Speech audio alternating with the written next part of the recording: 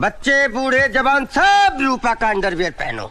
अगर सब रूपा का अंडरवेयर पहनेंगे तो रूपा क्या पहनेगी? तीन भाई पीआर अग्रवाल, जीपी अग्रवाल और केबी अग्रवाल बचपन से ही अपने पिता को साधारण सी दुकान पर अंडरवियर गारमेंट बेचते हुए देखा करते थे, लेकिन तब शायद उन्हें यह मालूम नहीं था कि क्लोथिंग स्टोर चलाने वाले आदमी के बेटे इनरवियर की एक बड़ी सी कंपनी खोल देंगे। तो आइए जानते हैं अग्रवाल ब्रदर्स की 1981 में खुली रूपा कंपनी कैसे कोलकाता से शुरू होकर एक ब्रांड बनकर घर घर तक पहुंच गई। और इतना ही नहीं दोस्तों, कोविड पैंडेमिक के सिचुएशन में जब दुनिया भर में सभी बिजनेस डूब रहे थे, तब इस कंपनी ने हाई टाइम प्रॉफिट करके भी दिखाया था। तो दोस्तों, इस कहानी की शुरुआत होती है सन 1968 में। अब क्योंकि पिता की कपड़ों की दुकान थी और वह इनरवियर बेचा करते थे, इसलिए तीनों भाई एपी अग्रवाल, जेपी अग्रवाल और केपी अग्रवाल को भी इनरवियर और होजरी बाजार में दिलचस्पी थी। और इसी के चलते उन्होंने नौकरी करने की जगह अपना खुद का टेक्सटाइल बिजनेस शुरू किया और 1968 में विनोद चौधरी नाम से एक बिजनेस की शुरुआत की, जिसमें वह सॉक्स और स्टॉकिंग्स बेचा करते थे। उन्होंने उस टाइम देखा कि उस टाइम के मार्केट में डोरा, असली हीरा और असली सोना जैसे कंपनीज का बोलबाला था, क्योंकि मार्केट में सोना और हीरा जैसे नाम के ही चर्चे थे। उन्होंने भी अपने ब्रांड को ऐसा ही कोई नाम देने का सोचा और अपनी कंपनी का नाम बंगाली में रूपो या फिर रूपा, इस नाम को रखने के पीछे उनका एक ही पर्पस था कि लोगों को यह नाम पहले से ही चर्चित नामों में से रिलेटेड भी लगे और उनके ब्रांड को एक अलग सी पहचान भी मिल जाए। उस समय का मार्केट काफी ज्यादा टफ था, क्योंकि होजरी दुकान वाले डोरा के अलावा कोई और ब्रांड बेचना प्रीफर ही नहीं करते थे।